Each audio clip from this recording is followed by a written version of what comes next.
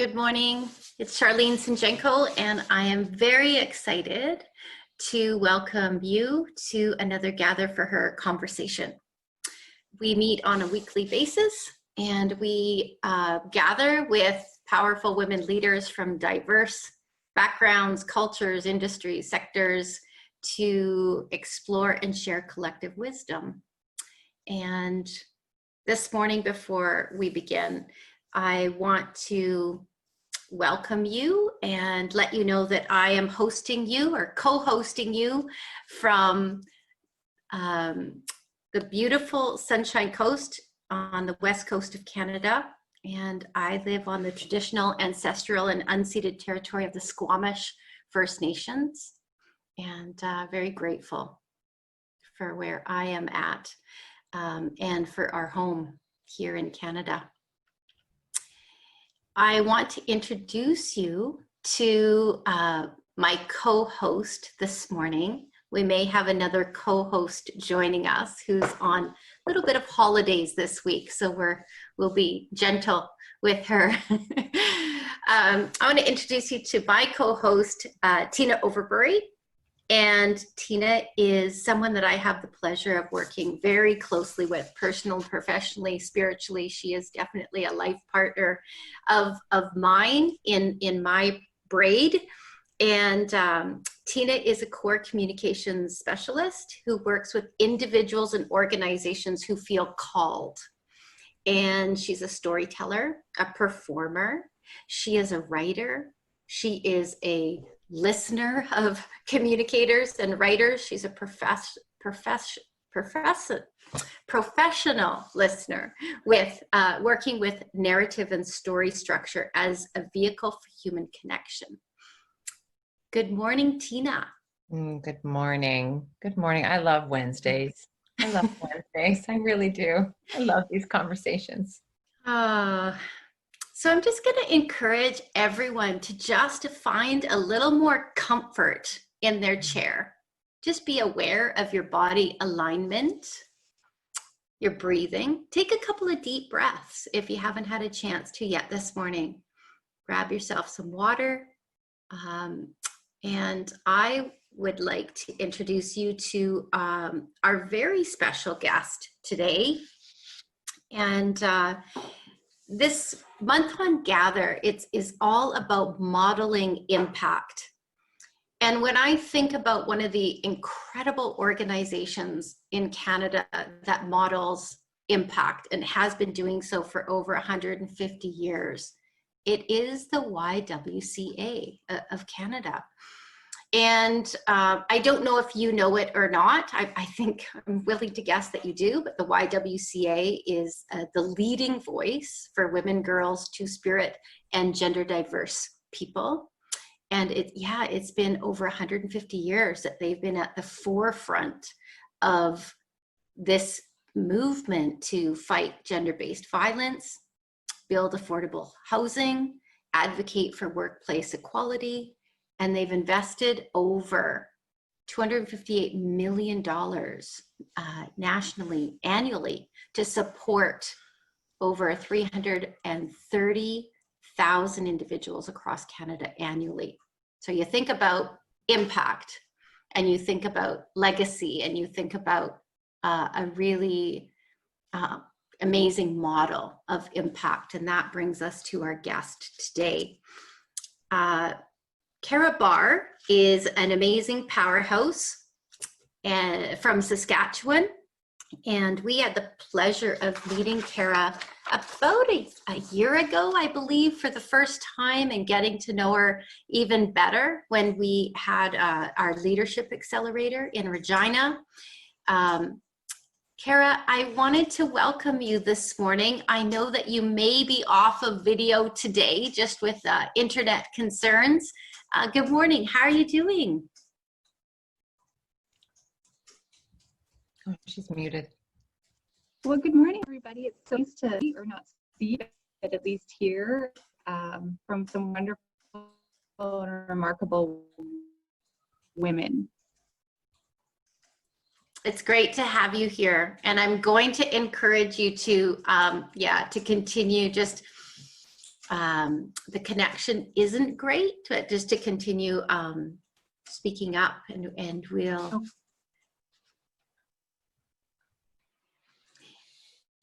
So I know that Cara made a fairly major leadership transition earlier this spring. And I think all of us have been in a place of transition and really reflecting on what it means to lead right now and what we're here to do. And I thought that Cara would be an incredible guest to have this month. And Cara, I'm wondering if you could just tell us a little bit about what has gone on for you over the past 6 months or so. And we can also, if we find we need to, we can use the chat and have a bit of a discussion from there. But I know that there was a calling that came up for you, and I wondered if you could speak to that calling. Sure. So I've been on an interesting journey. And I think for me, it started probably about 1.5 years or 2 years ago. So the significance of that was I turned 40, and I all of a sudden started doing that midlife thing where you begin to sort of question what your purpose is, where you're going, and what you're meant to do. And I knew that the role that I was in, and I was at a really, really great company. I just knew that I wasn't sure what my path was there. And I knew that I wasn't likely to have the opportunity to really grow into the leader that I wanted to. So I knew it was time to pursue other opportunities. And I've always had a really strong commitment and passion for community. And so I knew at some point in my career I would end up in the nonprofit sector, but I was really just waiting for an opportunity. So sort of funny because it's amazing what we as women tell ourselves. I think I spent a good portion of my life, my 20s and 30s, really questioning my value, my skill set, my capabilities. And I was actually telling one of my coworkers today, I said, you know, it hit me when I was observing my wonderful 15-year-old daughter in a conversation with my 16-year-old son. And Chloe, my daughter, was talking about how she really wanted to try out for volleyball at school, but she was questioning herself. She said, oh, I don't think I have skill set. There are other girls are better. I'm never going to make the team. I shouldn't even try. And my son was like, oh, well, I'm totally trying out for the basketball team. I've got this. It's no problem. I'm going to get it. I'm not even worried. And that's when it sort of hit me, because around the same time that I saw this job posting for the CEO of the YWCA, where I thought, oh, I'm telling myself those same things. I don't have this set. I'm not sure they want an accountant by trade doing this job, those sorts of things. And I sort of an awakening where I thought, no more. Like, this pattern of women questioning themselves I'm not going to lead that charge anymore. I don't want my daughter to have doubts. I want her to have confidence and know that she's capable of anything. So that's kind of what brought me to this point. And I have to say, it wasn't without trepidation or fear. I was in a pretty cozy position. I had a significant amount of benefits. They paid me well. I was comfortable.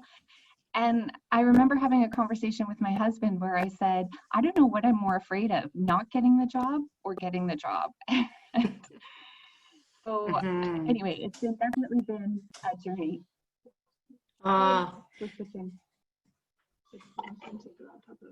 Cara, I want to just reflect on a couple of things that you said, because I think they're so important, and I'd just love to reflect and maybe ask Tina to chime in as well. But what I heard you say was, you knew that there was, I think your calling was, you knew that there was more for you, more meaning a position that would allow you to fully grow into the leader that you're here to be. And I think so many women, if we would allow ourselves to just, Christina and I talk about that sometimes. Are we willing to stand in the gap? We know we're capable of so much more. I think that is ingrained and innate in us. And are we okay with not settling? And it doesn't mean that we're not happy. It just means we see it as a step. And you mentioned that you were waiting for an opportunity. And then this opportunity came up. And Tina, I was wondering if you heard anything else that you wanted to reflect back on. Yeah. You know what I'm the most curious about, Cara? Because I think what I'm most curious about is actually waiting for an opportunity. Because I think the other places or pieces we speak into a lot, you know, we speak into the state of awakening, or we speak into the state of looking for purpose. We don't really speak into this state of waiting for an opportunity. I wonder if you could share a bit more about what that was like. Well, I knew for me, can you hear me better now? I'm on a phone. My team has helped me out here. Yes. Yeah. You can hear me better? Okay, good. Yeah, and see you. It's great. Okay, great. Perfect. So I knew in order for me to make the leap, it had to be a true calling for an organization that I was passionate about, because I was doing good work where I was at. I was making an impact and a difference in the community, but I wanted to do more. So, and I also knew that I needed it to be at a senior leadership level in order to grow my skill set. So I was really, and I have to say, as soon as I started putting that out there into the universe or whatever it is that you believe, then probably within 3 weeks, this opportunity came up, which was really interesting to me. But I still hesitated. I was like, yeah, I don't know. But anyway, I eventually, I think I made peace with the fear. That's the biggest thing is I made peace with fear, and I just lived in it for a bit and thought, well, if you don't kind of have that conversation with fear and allow it to sort of come in and tell you what it needs to say, then you're never able to really move past it. So I think it was one of the first times in my life where I actually said, no, you're just going to sit with this and you're going to feel uncomfortable. And that's the way it's going to be. Wow. Go ahead. I love that. Yeah, I love that. I was just thinking about our conversation last week, and when Cara said just making peace with fear, and somehow we've interpreted fear as a bad thing.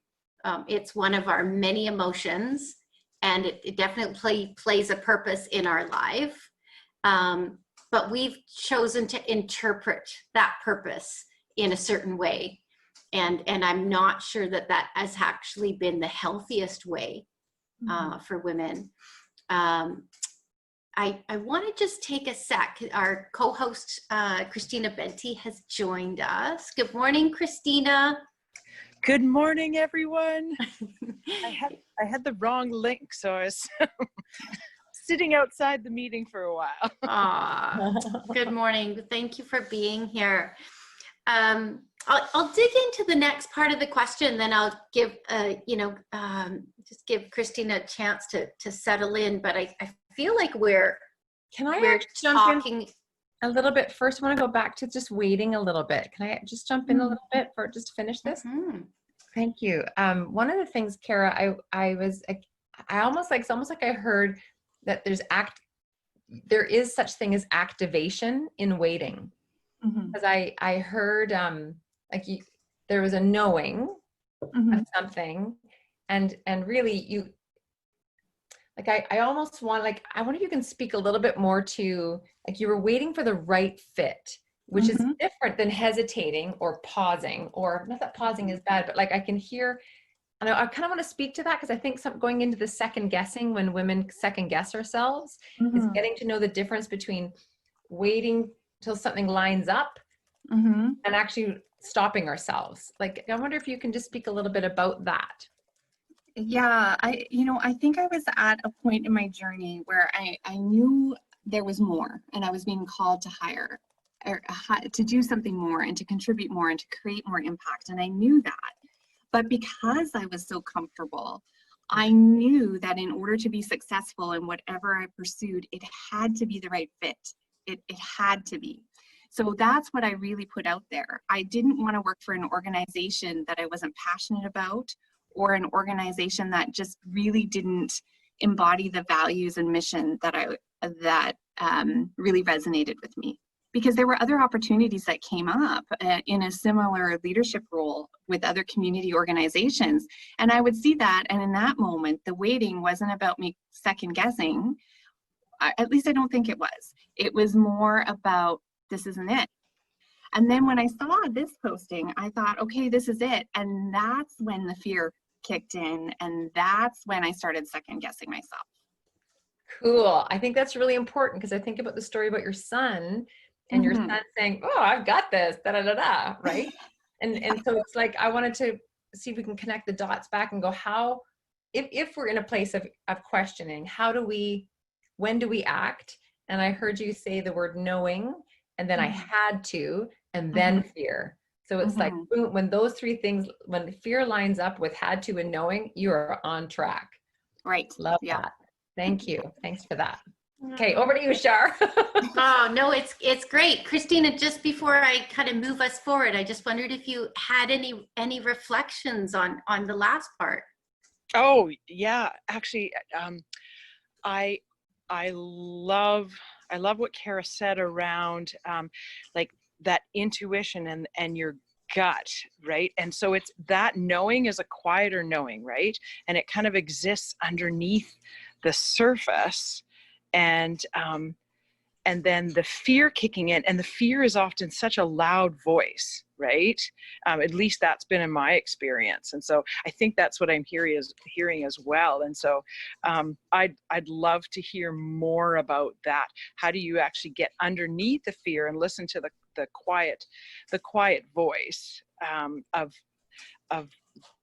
what is our gut telling us, right? What is intuition, and then moving from fear to trust, and trusting that process, stepping forward. So that's what's sitting there for me. And so I'm curious to hear more. No, I love it. And for me, it's, I call that making friends with faith. It's that underneath that quiet knowing, yeah. And again, the word faith, you throw that out there and people immediately think you're talking about going to church, or, but I'm just talking about that quiet knowing. There's a level of faith that you're connecting with. And Cara, any other thoughts before we move forward in terms of now you're in this new role? Yeah. And now what? Just curious about that transition. Yeah, I'm not sure, hindsight being 2020, that the best time to move into a leadership role in a community services organization is during a pandemic. But Yeah. but I mean, what a wonderful opportunity to grow. And I'm very fortunate to have a brilliant team. And I also have a wonderful board that have been nothing but supportive. So I'm surrounded by really dedicated, passionate people. So that's made the transition easier, certainly. But it's definitely been an experience, and I'm still learning. I learn every day. And I think probably the first month I was on the job, I felt like I was drinking from a fire hose. Right. Which I think as well is another sign. Like I honestly think that that's another sign when you're in that growth zone when you're growing into all of who you know you can be, which is also very freaky, but it's fire hose language. We actually use that language. And you know, yeah, so fascinating, the fire hose. I'm wondering if you could speak to, because of, you know, a transition from, you know, a financial services industry, like right into the center of community and community needs and women's needs in your community through this time. And I was wondering if you could speak to some of those, some of what that fire hose has looked and felt like for you. Well, you know, I've always been drawn to community and doing work in community, but I wasn't brave enough to make that leap. So I think I spent the majority of even my early career doing what I thought others expected of me and not pursuing my passion. But I did. Passion always finds a way to reach you, and purpose always finds a way to reach you. So in my career, I had the opportunity to work in community and to work with a lot of nonprofit organizations. And I knew that's sort of where that's where I needed to be. I knew it. I just needed to be brave enough to make the leap. So the one thing I've learned about working at the Y is I think it's Saskatoon's best kept secret. The people here, the work that the team is doing is remarkable. And when I think about the impact that they're making in women and girls' lives and the lives of those women and girls' families, it's pretty remarkable. So we have a long history of meeting women where they're at to give them what they need in that moment. And it's really been eye-opening, especially during the time of tremendous flux and during a pandemic, how great the need is and how much more work there is to do. So I just feel very blessed and grateful to have the opportunity to be a part of that. And I really am looking forward to moving this organization forward with the assistance and with the collaboration of a wonderful team to really amplify and harness that impact and just help more women and girls. Oh, I love that. And I'm gonna kick it over to Christina for a moment, because I know that she's so you know, in when we think about strengthening a community and strengthening the systems of a community and how that relates to strengthening women and girls within that community. I love what you said, you know, meeting women where they're at with what they need. And one thing that I thought might be helpful for you, or just interesting, I'm just curious, but as I kick it over to Christina for a minute, I'm just curious, anybody in the audience today, when you think about the YWCA and your experience of the YWCA in your community or region, what is one word or a short phrase that comes up for you when you think about the relationship that you've had with the Y? I'd encourage you to type that in the chat, and that's something that we'll share back with Cara afterwards, because I think it would be a little bit of interesting, you know, research for her, and just from a place of knowing. But Christina, I was wondering if you could speak to the work of an organization in terms of strengthening community and the systems within that community from someone in Cara's position at a local YWCA. Yeah, I think it's so important to acknowledge the fact that these organizations, these service organizations, exist within our community, and they provide a service that that government can't, right? And so supporting, I think it's so important for government to support those organizations as well as the community, recognizing that they couldn't deliver the same level of service that service organizations can. And it's so interesting because I'm starting to hate the term nonprofit, right? Yeah. These organizations, they're dedicated to serving community, to providing, you know, impact services that are so key in that contribute to the health and well-being of our community. And yet we use the term nonprofit. We use like almost a negative term, right, to describe them. And I oftentimes, my time in government, I saw the economic benefit and the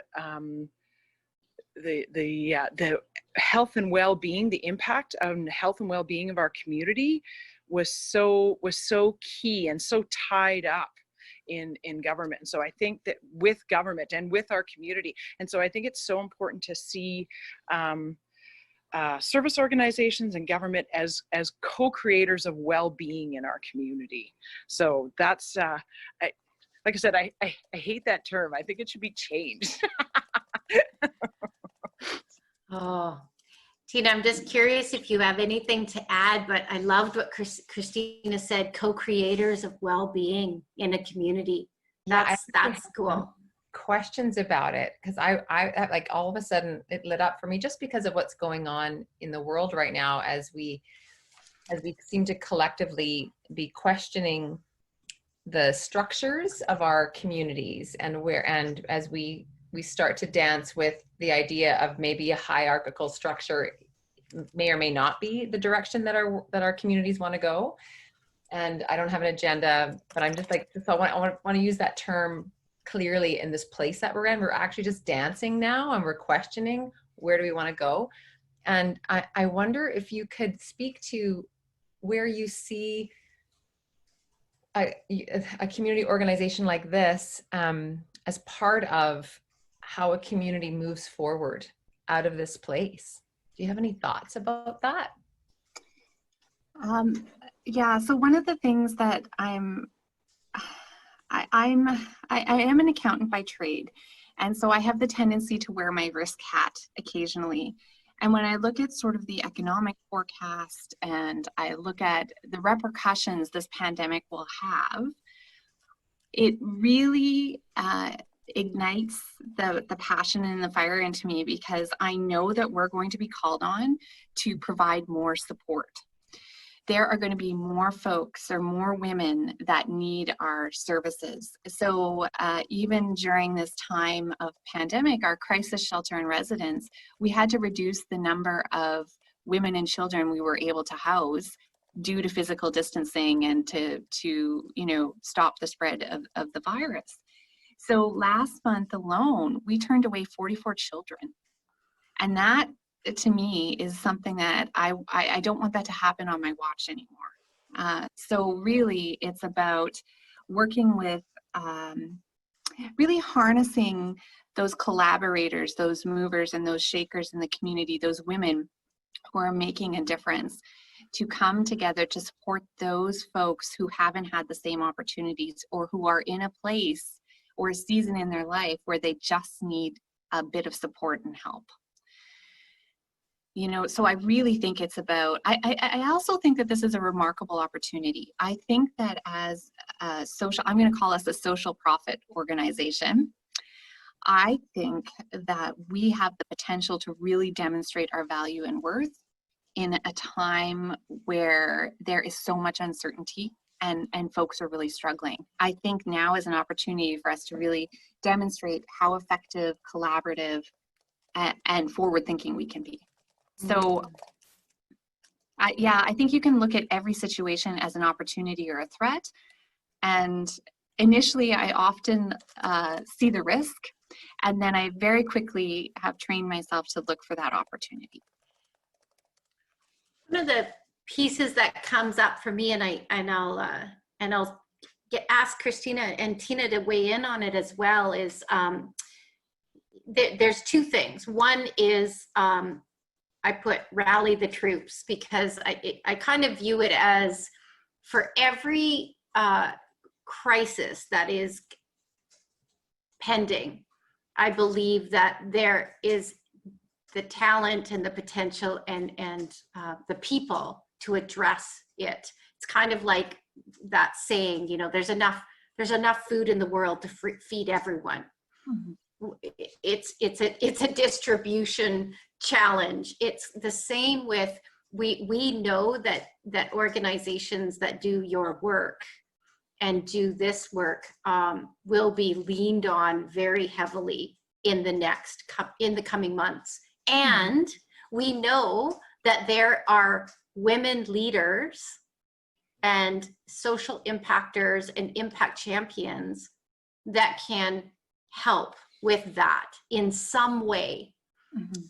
It's a matter of rallying the troops and asking them how they want to help. And the last thing I just want to say, because I think it's really important, like I think this is kind of the game changer of the conversation, is when will we as leaders start to look at organizations that, like yours, that are leading forward from a take good care lens. We're leading from a take good care lens of our community. That's all I'm going to say, because that's something that Tina and Christina and I have been talking a lot about, as well as the Powerhouse team. And I'm just wondering if you guys have any thoughts on that. The question comes up for me, what's the risk of doing nothing, right? And, Cara's story about having to, like, not being able to provide services to those that really need those services, and then asking ourselves collectively as a community, what's the risk of doing nothing? And, when we take good care lens on this, it's so important to recognize, I think, that our well-being is tied up with one another, right? We don't live as islands, and so it's all interconnected. So the work that you're doing, and I love that you changed it, that you said a social profit organization, right? Because the social profit is, it can be difficult to measure for those who are very linear in their thinking, and yet asking what is the risk of doing nothing is so important. Yeah, I want to go to the word trust keeps popping up in my head around in times of great change, in times of where our societies are questioning who to trust, where to trust. It's where social organizations catch us. And I wonder if you could speak to what's happening with you and your team. Like, what are the conversations that you're having right now about what the community needs, and like what are those conversations that we don't hear because they're not the public ones? Like, what's top of heart for everybody right now?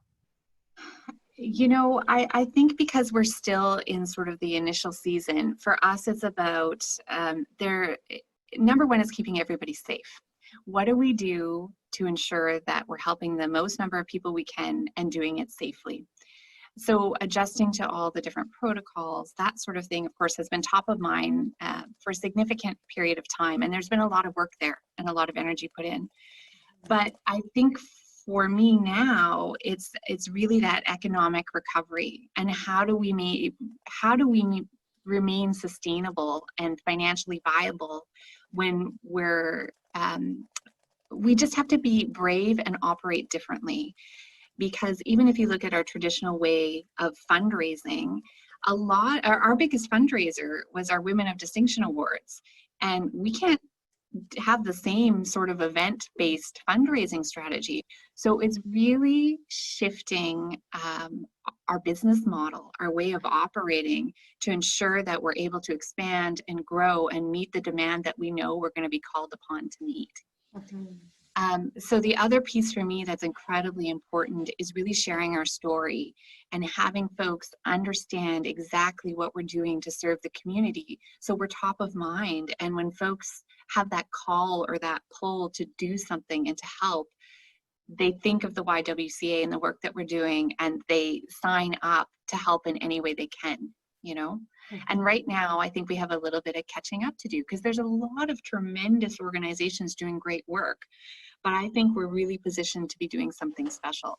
And so I just need to be able to communicate that and really have it resonate with folks.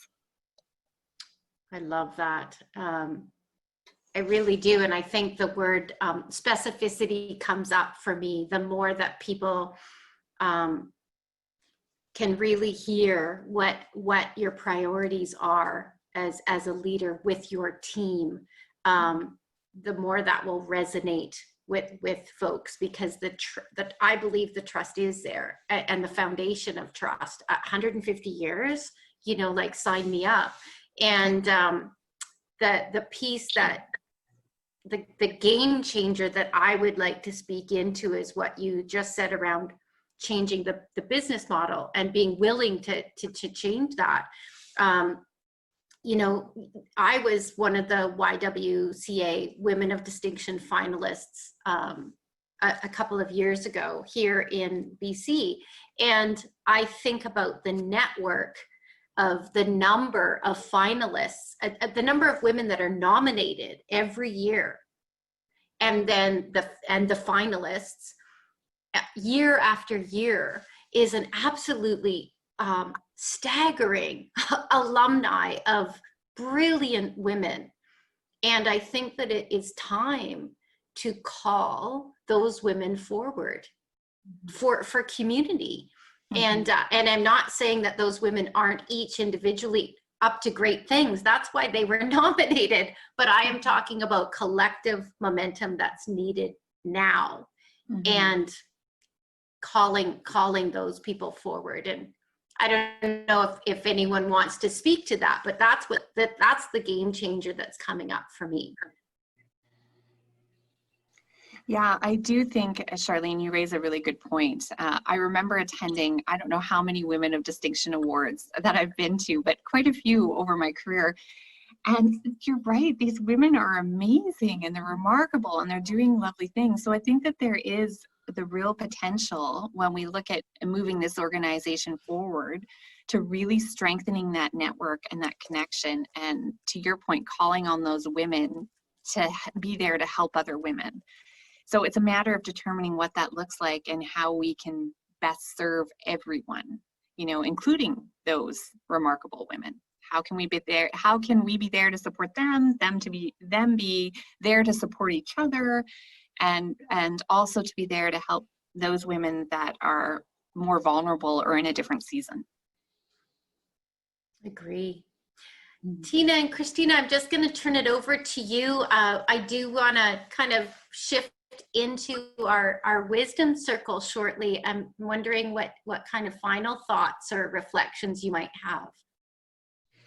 Well, I was thinking about Tina's work as a story tracker, right? And Cara talked about the importance of connecting stories to impact, particularly when it comes to resonance, right? Hearing people's stories and having them resonate in such a way that people, those who are able to, will provide financial support, mentorship, other aspects of support, and how it really comes back to being connected through story. And so I was thinking about, at this time, we're all kind of still in that survival mode, even though things have eased off a bit. But the question is, how do we move from survival to sustainability? And I can't help but think about the importance of story and connecting stories to people's head and their heart, because that's what makes an impact. And so I love, Cara, that you're exploring connecting that to the work so that you can look at long-term sustainability. So I'd be curious to hear from Tina around the power of storytelling when it comes to social profit organizations. Well, thank you, Christina, for the story connection. Cara, I want to go back to the very beginning of our conversation around the piece about waiting and risk and hesitating, and the story with your son. And And I had this conversation with a group of people just the other day, and it was very, very simple, but I think it kind of sums up this piece that we keep sort of dancing around or in and out. And it was just about, what do we want this summer? It was really simple. It was just, what do you want this summer?